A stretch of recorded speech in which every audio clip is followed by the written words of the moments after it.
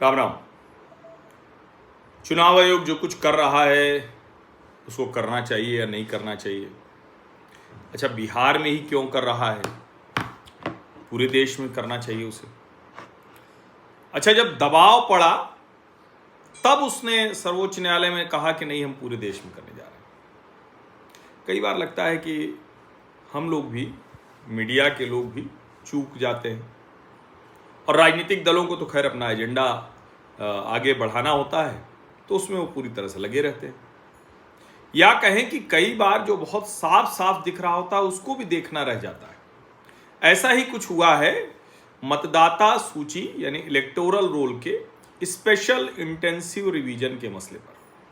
ये जो विशेष गहन पुनरीक्षण है, इसके बिना भला कोई चुनाव कैसे हो सकता है? लेकिन जरा सोचिए कि उस पर ही सवाल खड़े कर दिए गए। अब जब ये मसला आगे आया तो सर्वोच्च न्यायालय में गया है। 28 तारीख को फिर से इस पर चर्चा होगी, बहस होगी। लेकिन क्या चुनाव आयोग ने बिहार को किसी मतलब गलत नीयत से सिर्फ बिहार में करना है फिर बंगाल में कर लेना है, ऐसी कोई नीयत है क्या? तो इलेक्शन कमीशन का 24 जून का एक कहें कि कागज है, रिलीज है, विज्ञप्ति है, ऑर्डर है। तो उनका ये जो 24 जून का ऑर्डर है, 24 जून 2025, order special intensive revision of electoral rules. इसमें कहीं नहीं लिखा हुआ है कि special intensive revision of electoral rules of Bihar only.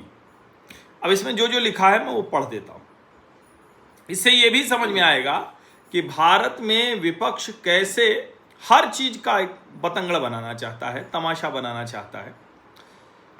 पहला पॉइंट है, where as article 324 of the constitution of India and the representation of people act 1950, the RPA 1950 vests the superintendence direction and control of the preparation of the electoral rolls for and the conduct of the elections to the parliament and the state legislatures with the election commission.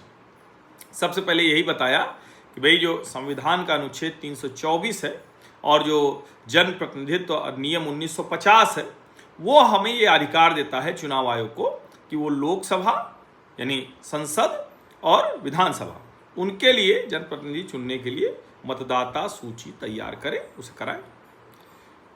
Where as maintaining the integrity of the electoral roll is fundamental for the conduct of free and fair election. साफ है भाई, अच्छे से चुनाव होना है, सही चुनाव होना है तो उसके लिए मतदाता सूची सबसे दुरुस्त होनी चाहिए। तीसरा पॉइंट क्या है, where as the electoral machinery eligibility conditions manner and procedure for preparation of electoral rolls are provided under the RPA 1950 and the registration of electoral rules 1960 RER 1960 framed under the RPA 1950। यानी जो शर्त होगी, जो तरीका होगा, वो सब इसके तहत है।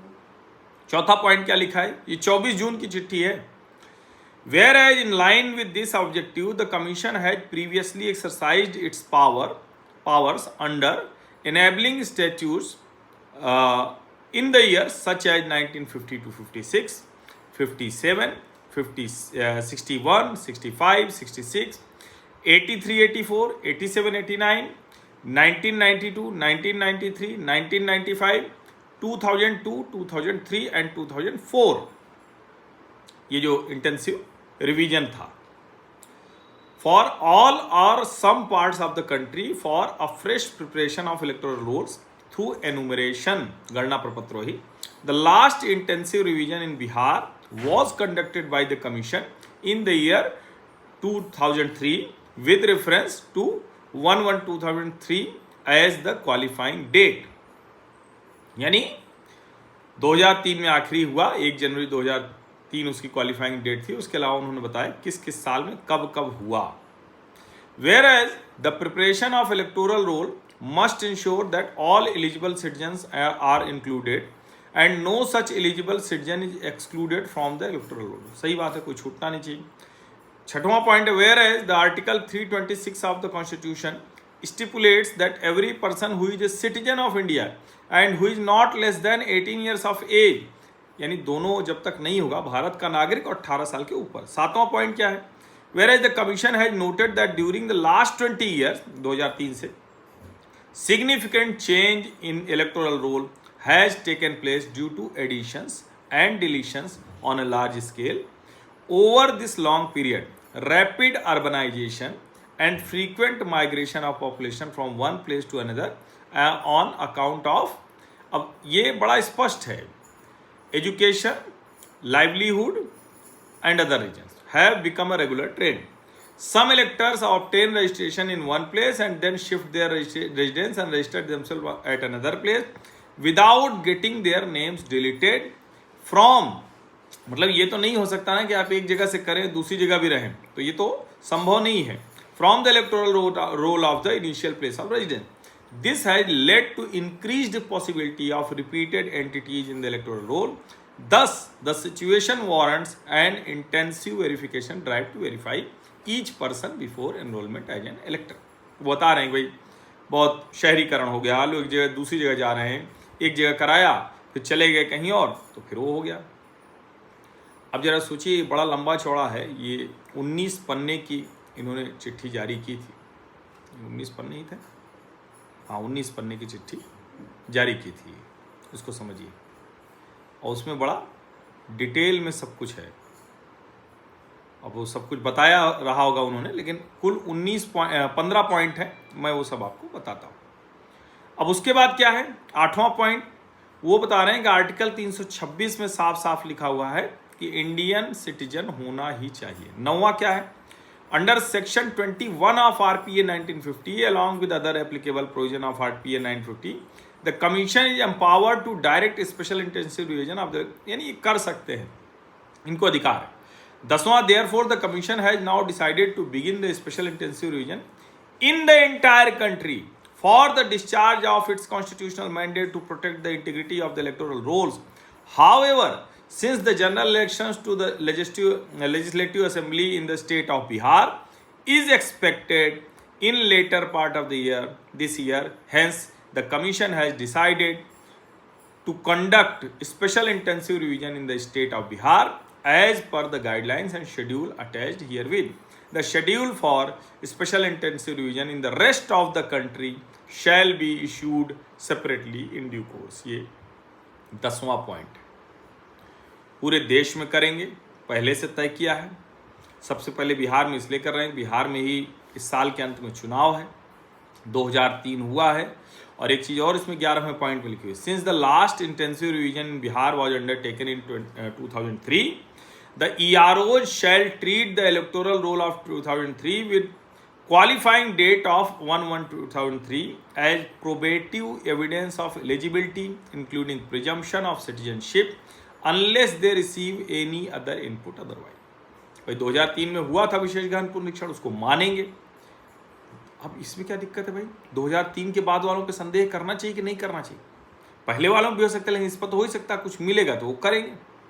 और वो बहुत साफ साफ लिखा हुआ है, वो कह रहे हैं 2003 में जिसका नाम नहीं है उसको जो डॉक्यूमेंट है उसको देना होगा. 2003 में जिनका नाम नहीं है, ये जरा अच्छे से समझिए. अब वो बता रहे हैं कि चूँकि जनवरी में 6 जनवरी को हो गया था स्पेशल समरी रिवीजन, और उसके बाद से कह रहे हैं कि लगातार अपडेट हुआ है, तो प्री फील्ड एनुमरेशन फॉर्म है, यानी जब पहले ही हुआ था 6 जनवरी को तो इसीलिए प्री फील्ड है, इसलिए कोई दिक्कत नहीं होने वाली. जो CEO, DO, ERO, BLO हैं इनको भी ध्यान में रखना चाहिए. और जो उसमें अलग अलग लिखा हुआ PWD है, पुअर, वल्नरेबल ग्रुप हैं, ओल्ड हैं, सिक हैं, इन सब के साथ कोई दिक्कत ना हो. और ERO और AERO shall not delete any entry from the draft roll without conducting an inquiry and giving a fair and reasonable opportunity to the person. बहुत साफ साफ लिखा हुआ है. और आगे फिर लिखा हुआ है कि अगर जो कुछ है मतलब ये भरना पड़ेगा. अब ये सोचिए ये कब का है, 24 जून 2025. डिटेल में सब बताया हुआ है, बहुत डिटेल में, लेकिन उसके बावजूद तमाशा खड़ा किया जा रहा है. उसके बावजूद देश में माहौल ऐसे बनाया जा रहा है जैसे कि सब गड़बड़ ही हो. सोचिएगा, अब इस पर विचार कीजिए. और क्या इलेक्टोरल रोल बनना चाहिए या नहीं बनना चाहिए, शुद्ध होना कि नहीं होना चाहिए, इस पर तो किसी को संदेह नहीं होना चाहिए। आप सभी का बहुत बहुत धन्यवाद। सब्सक्राइब अवश्य कर लीजिए, नोटिफिकेशन वाली घंटी दबा दीजिए, लाइक का बटन दबा दीजिए, अधिक से अधिक लोगों तक इस वीडियो को पहुंचा दीजिए। धन्यवाद।